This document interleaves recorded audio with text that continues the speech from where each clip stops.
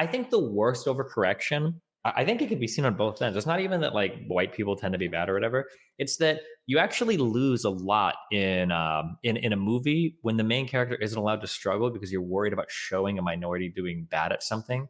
A really good example of this. I don't know if you guys get triggered for superhero movies, but that Captain Marvel movie or like the Star Wars movies with the one girl or woman, I guess, Ray. where the character is never ever shown having a substantial failure, and it feels like the reason why is because they're really worried. Like, well, we show a woman failing, she looks weak, but then there is no like you don't ever get that hero's arc. Then there's no like, character development. Yeah, and they're just like really strong, and they get stronger, and they're really strong, and they beat up everything, and they do everything the whole way through, and it's like. It's so weird that in my childhood, I had really good women role models in Sigourney Weaver in Alien, is amazing. Kiddo, Beatrice, whatever, in Kill Bill, amazing. You get these really good female characters that struggle and they overcome and they kick ass, and that's like what the male characters do and the female characters do that. And then these days, you get these women characters that are like unstoppable from day one. And it's like, okay. And there's nothing at stake if the protagonist of any movie is unstoppable. It's like, oh, so you've got an answer for everything. Well, there's no tension. Yeah. So, yeah, I haven't seen those Marvel movies you were talking about, but yeah, I saw Captain Marvel. I liked it more than most people. Most people really didn't like it. Well, I can't say that. It was a super successful movie, but a lot of people had criticisms of it.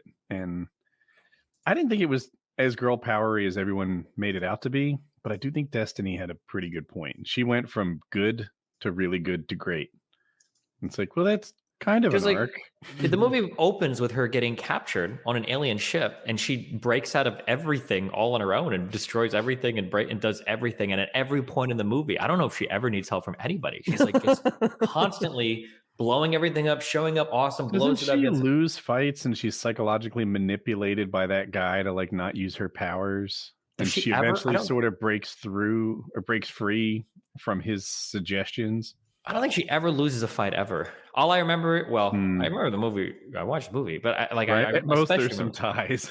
Maybe like her training partner, dude. Okay, some of the training flashbacks. Yes, she did. No, actually, even those were barely losses because I think there were parts where she was going to win, but then the guy's like, "You're not being responsible with your power" or some shit. Yeah. She lost, but only because she didn't realize her true inner strength that she always had the whole time. And it's like, you're right. Yeah. And then, didn't she have some like stress period where she played Little League baseball? And it turns out she like hits a home run. Am I remembering this right? Probably, yeah. Where she was always like, "Oh, look, you've always been special," you know. This sounds terrible. Yeah. There have to be stakes for any movie to be worthwhile. The Star Wars one was especially like watching the first one where she has access to like every. I don't know if you guys see Star Wars a lot, but I've seen the movies at least. I don't know any of the stuff. But she has access to like every single special Jedi power immediately, right off the bat with no anything. And it's like she didn't have to like train the way Luke did with Yoda. No, she like picks up a lightsaber and she's just good at it. And she like is that wouldn't using even make like sense. Yeah, crazy powerful like force techniques that have never been seen in the whole show. Like at the very beginning, like as soon as she runs into a guy that's been training like his whole life or whatever, and it's like, okay. Well, isn't the whole lore of Star Wars that like the most powerful Jedi ever is Luke Skywalker, right? I think it was Anakin, wasn't it? Not sure. Anakin? Okay. Because then it wouldn't make sense for her to march in and be able to do a bunch of stuff that like Vader and the other ones didn't. I'm not close to Star Wars at all. I haven't seen any of the new movies. Yeah, me neither. So I'm scared about taking this all as canon. I'd always heard that Anakin was like a born of the Force, like Virgin Mary. He was like the special, super powerful baby that becomes like Anakin, and then you might be right. It would make more sense for the most powerful person ever to be on the bad guy side. You know, that keeps it interesting. The funniest part for the last three movies was they did one director for the first one, a different one for the second one, and they brought back the first director for the third one, and it's very obvious. Because in the first movie, there's a huge deal made about who Rey's parents were, because you don't know. It's like, this is a really important thing. And then in the second movie, they're like, it doesn't matter. Anybody can have the Force. And it's actually like, it's so cool. And like at the end, there's like some little boy stands up and it's like, anybody can be a Jedi. And then in the third movie, like, no, actually her dad was like Palpatine, the Dark Emperor. And she actually has the most important bloodline of all time. Because I guess the directors had a differing vision on how they should actually end the movie or what the plot line was or whatever, which is I've always disliked that. Kyle's going to help me with this word. But in Jedis, originally, like in the first ones, it seemed like it was a kind of kung fu that you could study and learn, and you just blindfoldedly get shot by lasers and stuff and develop your force, kind of. And then later there became I'm going to slaughter the word for an assist. There was like a mitochondria level in your blood. Is what they call it. Yeah. All right. So there's a midichlorian level in your blood that determines how pure, successful, strong a Jedi you are. And here I am as a child, like, oh, well, fuck, I guess my midichlorian level's probably 0. Yeah. No, so much for my powers. That whole thing, like I don't even like talking about Star Wars because it was just like, it was made to be another one of those bullshit movies, those sci-fi movies, and somehow George Lucas stumbled upon a few things that worked really well. The CGI, and the models, like being the main thing, like they just blew everybody away for back then. Really good.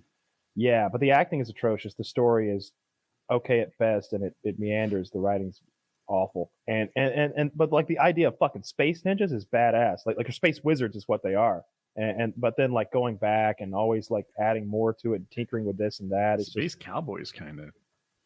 They're blasters. They're more like space monks, right? Like if anything, the Jedis, but they don't. Yeah, the Jedis. I agree. I guess Han Solo's not a monk. Han Solo's a space cowboy. Also not a Jedi. I know, but he's in Star Wars. Yeah, that's fair. I mean, there's lots of people in Star Wars, but the Jedi are what are cool. Like I don't care. Everybody's got aliens. Like Han Solo is just like white guy with a smart mouth who's like a rogue. Like they copy pasted that one. I just hate Star Wars. I just don't like anything about it. they just never made a good fucking movie, and they never will. The animated Clone Wars are excellent. But everything else is fucking garbage, and it's not a good story, and they're hard to watch. The CGI is not even that fucking good anymore, and I hate it, and I hope that they stop. I hope something awful happens. I hope someone like uses like wears like a Yoda mask and does something horrific. Like someone commits a terrorist attack wearing a Yoda mask. You said that, sir, and that is uncalled for. All right, right before Christmas, calling for terrorism. I just don't know where you draw the line, sir. But if someone did something, something that was pointed out to me with the Star Wars mask on, we could put an end to this once and for all. I remember reading it was either a review or a video or whatever. Somebody pointed this out, and I've never been able to get this out of my mind. It is so absolutely true. The Star Wars world, at least in the movies, the Star Wars universe is really small. Even though it's like a universe full of stuff, there's not really anything going on you ever actually really care about that much. And I compare this to another childhood favorite of mine. It's Harry Potter. I love the Harry Potter world. I always felt like there were a million other things, a million other stories, tons of stuff going on. Like you could make like 50 million movies or books that are just off of like the stuff in the Harry Potter world. The Star Wars universe, though, seemed so dead and empty in the movies. I know we went through a couple of planets. Like I didn't care about any of the aliens. It seemed like there were like 4 Jedis in the history of the existence. And like 3 planets. They've got 4 Jedi, 3 fucking planets, and enough flying cars to make me vomit. I don't care about your fucking toys, you hack. It's not good. It's not good. And that Hayden Christensen guy couldn't fucking act. I don't know. I love the Mandalorian. Sucked. Like I'm huge Mandalorian fan. I've got Mandalorian fucking merchandise and shit, memorabilia, whatever the fuck. But like, and I'm gonna be down for Boba Fett too. I think that the direction they've taken that with the semi-realism and just so much less Deus Ex Machina wizardry, like it's just better when you've got characters that are that powerful. It's hard to make stories for them. You have to do things like nerfing by exclusion, which is where like, oh yeah, Superman's cousin's birthday's today, so we gotta roll up our sleeves and handle this one ourselves. You're always having to remove the Jedi from the equation or find a match for him, which is difficult to do. I really loved the last scene in the most recent scene of Mandalorian, though. I don't know how many times I've rewatched it with different scores. Somebody was like, "Oh, it's so much better if you use Luke Skywalker's theme from the original trilogy." Oh, when he goes to the ship or whatever. Yeah, so I'm like, all right, let's watch it with that. It's better. It's better that way. How are you doing that? You just played it and synced it up with something? No, someone edited it. Oh, there's nerds out there to do this kind of work. I haven't rewatched the last scene of The Mandalorian. I bet there's a new episode coming out before too long. It seems like it's been ages. Boba will be the first thing, I think. I saw that advertised pretty heavily, like the spinoff, the Boba Fett spinoff. And I'm down for that. I hope that I don't know who's behind the Boba Fett stuff. I hope that Jon Favreau has something to do with it, and it's still kind of gritty and fun and lighthearted at times as well. I like Bill Burr being in there. Usually I hate when they stick someone who's not like, if you'd stuck a comedian into something else that I loved, I'd have been so upset. But somehow Bill Burr works because The Mandalorian is so like, sort of like, I don't know, like. It's distracting how he's like from space Boston. He's from space Boston. Me.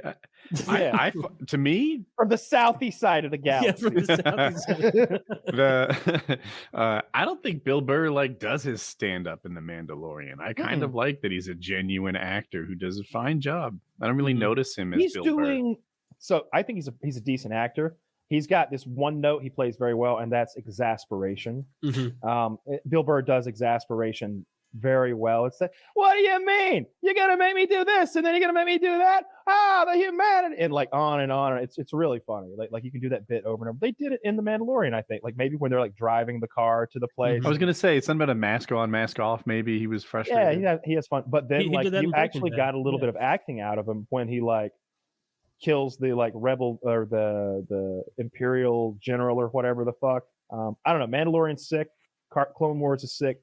I could probably watch that very first movie again, but like, you know, the one from the 70s where like Luke first starts off, and Empire Strikes Back better. I could probably watch that one. Return of the Jedi sucks balls. That's the last one, right? Yeah. You're right.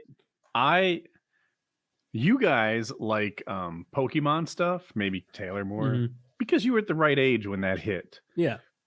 When Return of the Jedi's hit, I was down for fucking stuffed animal Star Wars a little bit. No, I can feel you. No, like that was cool for then. Like that was. I mean, like, it was pretty fucking cool. Like when I was a kid and I watched it for the first time, but it just none of that holds up for me anymore. And maybe it's not supposed to. Like maybe that's what like people like me need to wake up to, is that it is a kids movie. It appeals to adults, but it's primarily a kids movie.